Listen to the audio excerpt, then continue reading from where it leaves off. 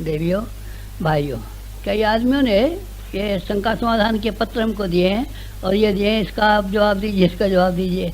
व्याख्या हम इस पर बसंत पंचमी पर केवल छोटा सा एक प्रवचन देने आए थे, पर इसी बीच में ये हमारे सामने कई पर्चे रखे हुए हैं।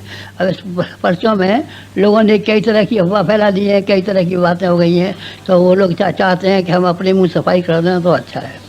चलिए, ये पहले नंबर का पर्चा हमारे सामने रखा हुआ है और पहले नंबर के पर्चे में ये लिखा हुआ है कि हमने सुना है कि आपको लकवा हो गया है और आपको कैंसर हो गया है और आप मरने वाले हैं और मरने के लिए तैयार, मरने को तैयार हैं, तो इसीलिए आप अपनी जगह पर कौन को आदमी को बिठाएंगे। एक प्रश्न पहला ये है। ये इस प्रश्न के ऊपर हमारा जवाब ये है कि अभी हम बिल्कुल ठीक हैं, न हमको गठिया हुआ है, न हमको लकवा हुआ है, न हमको कैंसर हुआ है, न हमको कोई शिकायत नहीं है। बिल्कुल जो कहते हैं हमारा शरीर है जैसे 75 साल पहले था, ठीक उसी तरीके से हमारा शरीर है। इस शरीर में कोई शिकायत नहीं है। और ये सुनाया मरने वाले हैं तो दूसरे गद्दी पे बैठेंगे, वो तैयार कर रहे हैं कि हमको गद्दी पे बैठाओ और गुरु जी को निकालो और हमें गद्दी पे बैठाओ। नहीं भाई साहब, अभी ऐसी बात नहीं है। चारों वेदों के भाष्य पंडित 7 वाले करने किए थे, वो 100 वर्ष दिए थे। और हमने वेदों के भाष्य भी किए हैं, पुराणों के भाष्य भी किए हैं, स्मृतियों के भाष्य किए हैं, अन्यों के भाष्य भी किए हैं। तो ये जो है, आप ये मत सोचिए कि गुरुजी मरने वाले हैं या कोई मरते हैं असंयमी मरते हैं, जो ज़्यादा खा जाते हैं, जो ज़्यादा उसके विषय वासना में ध्यान रखते हैं। हमारा सारा जीवन संयमी है, हम अपनी इच्छानुसार मरेंगे। जैसे भीष्म पितामह उत्तरायण आया था तो उत्तरायण में मरे थे, वैसे नहीं मरे थे। हमें न कोई बीमारी मार सकती है, न कोई व्यक्ति मार सकता है। मरेंगे तब अपनी इच्छा से मरेंगे। अभी किसी आदमी को इस आशा में नहीं बैठना चाहिए कि हम मरेंगे, गुरु जी मरेंगे और मैं मालिक हो जाऊँगा। ये आशा किसी को मत कीजिए। इस बीच में हमको भी पूरे 2 वर्ष हो गए, इस बीच में कोई लोग मिलना चाहें तो मिल जाएं। ये महीना मई का है, हमने इसके लिए रखा है खुला हुआ कि कोई आदमी मिलना चाहेंगे तो मिल भी सकेंगे, रोकेंगे नहीं। मई के बाद में तो हम बंद कर देंगे। कुंभ का मेला भी है और हल्ला गुल्ला हमेशा नहीं मिल सकते हम। अब केवल इस महीने का है। आप आइए और ये देखिए कि हमको कहाँ कैंसर हो गया है, कहाँ हम लोग को लकवा मार गया है, कहाँ गठिया हो गया है। न गठिया हो गया है, न हमको कैंसर हो गया है, न हमको कोई बीमारी हो गई है, न हमको टीबी हो गई है। हम बहुत अच्छी तरीके से पहले जैसे हिमालय जाया करते थे और एकांत में रहा करते थे और 18 पॉइंट वजन बढ़ा के लाते थे। 18 पॉइंट वजन तो नहीं बढ़ा है हमारा, लेकिन हम ठीक हैं। इसमें कहीं हमारे स्वास्थ्य में एक मच्छर की बराबर भी कोई दाग नहीं है। हम बिल्कुल पूर्ण स्वस्थ हैं। पहली चिट्ठी का जवाब। दूसरी चिट्ठी का जवाब कि आपके स्थान पर गद्दी पे कौन बैठेगा। राजाओं के यहाँ गद्दी पे बैठते हैं। राजा मरता है तो बेटा गद्दी पे बैठ जाता है। महंतों का भी ऐसा होता है। महंतों का किसी को चेला बना जाते हैं और ये चेला बनेगा। न हम राजा हैं न हम महंत हैं। ये ट्रस्ट है, सार्वजनिक ट्रस्ट है। इसमें 7 ट्रस्टी हैं। इसके 7 ट्रस्टी हैं। 7 ट्रस्टीज का चेक करते हैं। 7 ट्रस्टियों के बाद में चार्टर्ड अकाउंटेंट यहाँ का चेकिंग करता है। चार्टर्ड अकाउंटेंट के बाद में इनकम टैक्स ऑफिसर चेक करता है। इनकम टैक्स ऑफिसर के बाद सेल टैक्स ऑफिसर करता है। और विदेश से 1 पैसा भी अगर हमको आता है तो होम मिनिस्ट्री को हमको हर महीने फार्म भर के भेजना पड़ता है। 1 दिन भी डिले हो जाए तो वहाँ से रिमाइंडर आता है कि क्यों ना आपके विरुद्ध कार्रवाई की जाए। आपको पूरी 30 तारीख को ये हिसाब भेजना चाहिए था और आपने पहली की कैसे लगा दी। हमारे यहाँ इतना ज़्यादा हिसाब का ठीक है और कोई गद्दी पर नहीं बैठेगा। हम वहाँ से गायत्री समूह से आए हैं, कोई गद्दी पर नहीं बैठा है। वहाँ कमेटी काम करती है, वही कमेटी काम करती है, टीम काम करती है। यहाँ भी शांति कुंज में भी टीम काम करेगी, कमेटी काम करेगी। और 7 आदमियों की टीम और कमेटी हमने बना दी है और छांट करके इस तरह से देखे हैं कि जिनसे पैसे खाने की कोई उम्मीद नहीं है।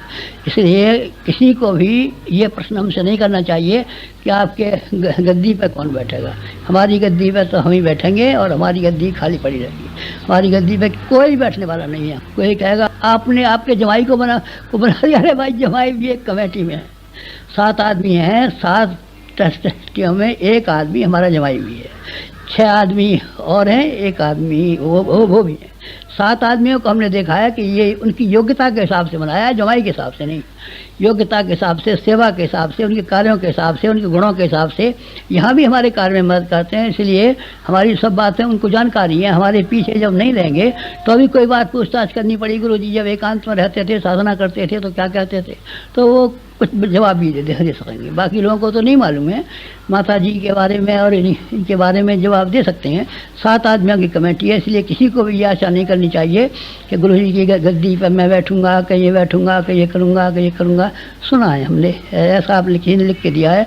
जिस किसी ने लिख के दिया है उनको ये वहम अपने दिमाग में से निकाल देना चाहिए कि कोई बनेगा। और किसी का ये ख्याल हो कि ये गुरु जी नहीं रहेंगे तो कमज़ोर हो जाएगा, ये ख्याल आप मन में से निकाल दीजिए। आंवल खेड़ा छोड़ कर के आए हैं, वहाँ एक बीबिंग स्कूल हमारे सामने चलता था। बनने का स्कूल हमने बनाया था, फिर इसके बाद में हाई स्कूल बना, फिर इसके बाद में लड़कियों का हाई स्कूल बना, फिर वहाँ सफाखाना बना, फिर और दूसरे इंस्टीट्यूशन बनने वाले हैं। वहाँ हमारे गांव में चले जाइए, वहाँ भी बना हुआ है। गायत्री तपोभूमि मथुरा से छोड़ कर के आए, वहाँ आप चले जाइए, वहाँ देखिए संगमरमर का मंदिर बन के खड़ा हो गया है, जैसा हमने बनाया था उससे अच्छा बना हुआ है।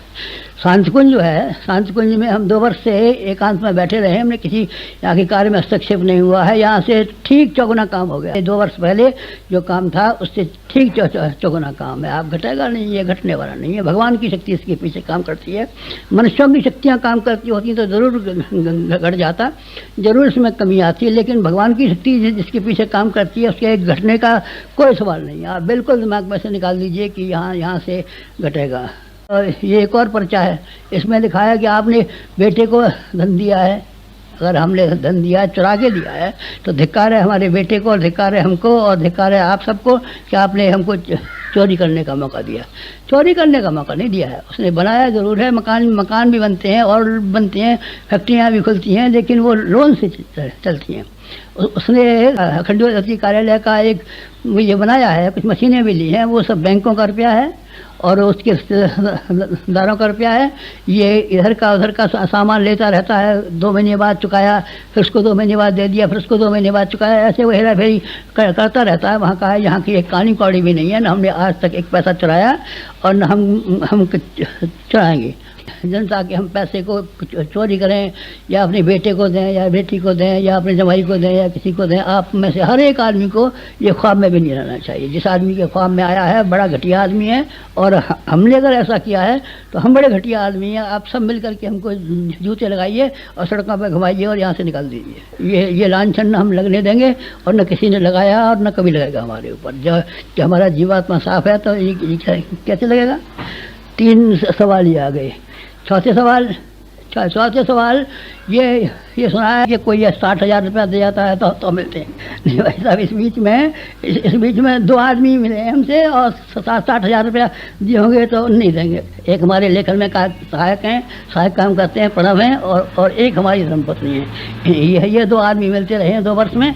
अगर दिए होंगे तो 60 रुपये नहीं न दिए होंगे, और किसी ने नहीं दिया, न इनने दिए न किसी ने दिए। ये सब ऐसी बात है कि जब किसी को गिराना होता है और गिरा करके अपने पास अपना नाम बढ़ाना होता है तो उनको ऐसी स्वांग करने पड़ते हैं।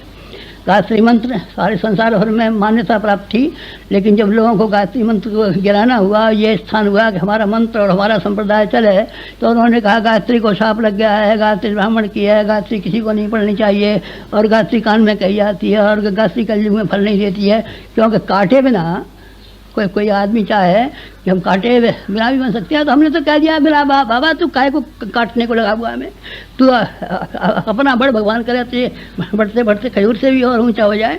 लेकिन नहीं, खजूर तब बढ़ेगी जब उसको गुलाब के पौधे को काट डालूंगा। नहीं, काटिए मत, गुलाब का पंजा पर रहने दीजिए, आप खजूर की तरह सारे ऊँची है। हम फूल देते रहेंगे, खुशबू देते रहेंगे, छोटे रहेंगे, हम छोटे ठीक है। इस तरीके से किसी आदमी ने ये हमको लिख के दिया है कि किसी आदमी ने और हमको लिख करके दिया है। ये देखिए, ये एक और पर्चा है हमारे पास, इसमें लिखा हुआ है कि आपकी पत्रिकाएँ कोई और निकाली, हमारी पत्रिकाएँ मथुरा से निकलती हैं। हम जो कुछ भी लिखते हैं हमारी पत्रिकाएँ मथुरा से निकलती हैं, न हमारी पत्रिकाएँ कहीं से निकलती हैं न कोई और निकलती हैं। बाकी लोग जो हैं वो हमारे लेखों को छाप लेते हैं, नाम छाप देते हैं, कुछ कर देते हैं, ये उनकी मेहरबानी है। लेकिन ऐसे तो सैकड़ों पत्रों में निकलती है, पर हमारा नहीं है कोई पत्र। हमारे तो जो पत्र हैं सब मथुरा से निकलते हैं। हिंदी में अखंड ज्योति निकलता है, हिंदी में ये जो है युग निर्माण निकलता है, गुजराती में है युग शक्ति निकलती है, और उसमें उड़िया में युग शक्ति निकलती है, मराठी में युग शक्ति निकलती है। ऐसे 5 अखबार निकलते हैं और 3 लाख के करीब ये छपते हैं, हमारे ये ही हैं, और उन्हीं को हम संभालते हैं, उन्हीं के लिए हम लिखते हैं। न हमने किसी के लिए लिखा आज तक, और न हम किसी के लिए लिख पाने के समय निकाल पाते हैं। लोग निकल कर लेते हैं, ये गुरु जी का लेख है, ये गुरु जी ने लिखा है तो अच्छी बात है, लिखा तो हमने ही है, पर आपने कहीं से ले लिया है तो हमें कोई ऐतराज़ नहीं है। कोई आपके इसके पैसे के लिए आपको ये है नहीं, ये नहीं है।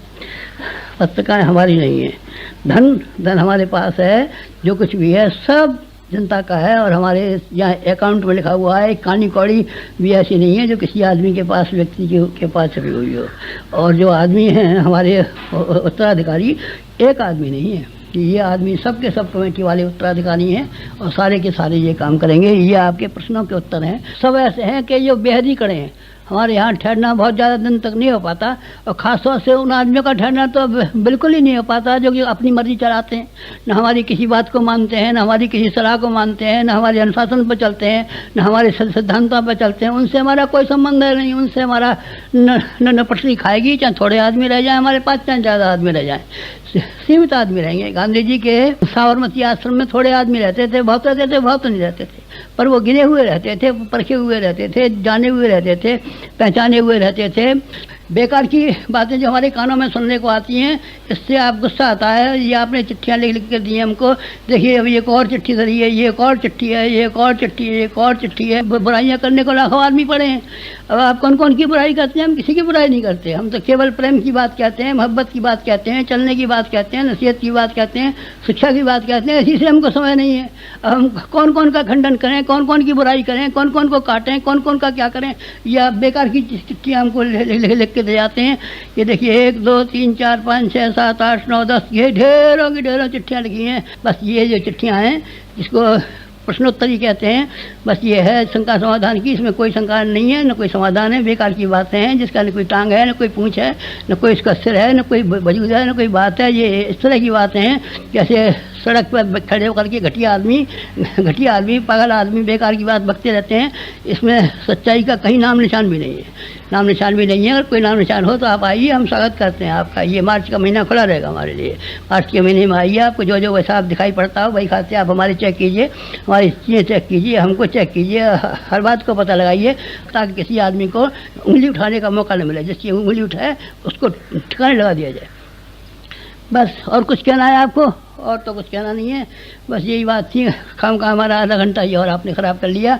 ये है कि सशंकाओं का समाधान कीजिए, प्रश्नों का उत्तर दीजिए। न कोई शंका है, न प्रश्न उत्तर हमारे मन में, न कोई शंका है, न कोई प्रश्न है। हमारा रचनात्मक दृष्टिकोण है कि लोगों को किस तरीके से बनाया जाना चाहिए, कैसे ऊँचा उठाया जाना चाहिए, कैसे आगे बढ़ाया जाना चाहिए, कैसे प्यार किया जाना चाहिए, कैसे सेवा की जानी चाहिए।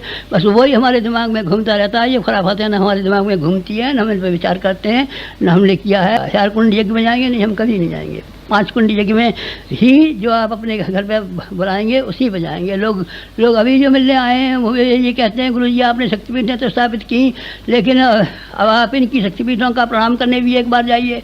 अभी तो हमने विचार नहीं किया, पर अगर संभव हुआ तो अगले वर्ष, इस वर्ष तो नहीं, अगले वर्ष होगा तो जिन शक्तिपीठों को हमने स्थापित किया है, जिन शाखाओं को हमने पेड़ पौधों को स्थापित किया है, उनको फिर एक बार चक्कर भी लगा सकते हैं, जिससे कि आपको मालूम पड़ जाए कि न इनको कैंसर है, न इनको टीवी है, न इनको कुछ है, न ये मरने वाले हैं, और न इनकी जगह पे गद्दी पे बैठाने वाले हैं। हमारी गद्दी पे भगवान बैठेगा, और हम भगवान की गद्दी पे बैठे और हमारी गद्दी पे भगवान भी बैठेगा। आप सब लोग विश्वास रखिए। इतना ही कहना था, बात समाप्त हो गई।